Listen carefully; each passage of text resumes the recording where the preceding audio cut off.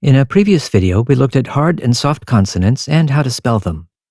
Now let's talk a little more about the soft sign, мягкий знак, and also the hard sign, твердый знак, which we hadn't mentioned before.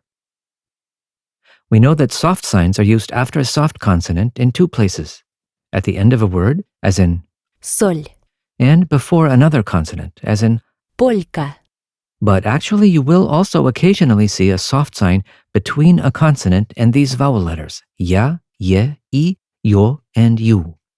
So how do we pronounce these combinations?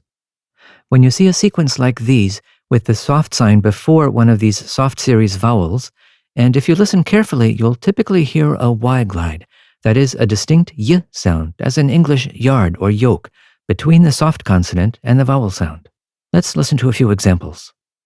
льет, льет, You may need to listen carefully to hear the difference between these sequences and a combination of a soft consonant followed directly by a vowel sound.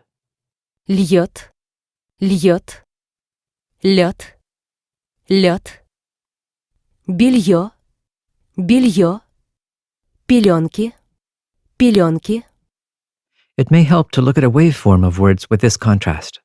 On the left, you see first the soft consonant and then the distinct y sound before the o. On the right, you have just the smooth transition from a soft consonant directly to the o without the glide, that distinct y sound. Let's listen to the native speaker a few more times. Льет, лед, льет, лед.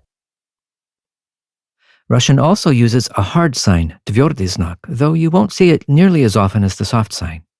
It has no sound of its own, but it's used occasionally between a consonant and one of these soft series vowel letters, ya, ye, I, yo, and you.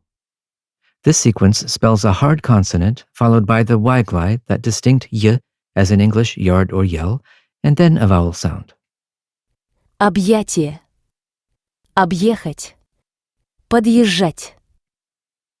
Let's listen for the contrast between spelling with a hard sign, which gives a hard consonant plus y plus vowel, as opposed to the spelling without the hard sign, a soft consonant followed directly by a vowel. Объятие, обязан, объехать, обед, подъезжать, поделать. And again, let's look at a waveform of this kind of sequence. On the left, you can see that the hard d is followed by a distinct y sound. Подъезжать, On the right, a soft d is followed directly by the vowel sound. падеж. The hard sign is sometimes called a separator sign because in modern Russian, it can separate a prefix from the rest of a word, as in these examples.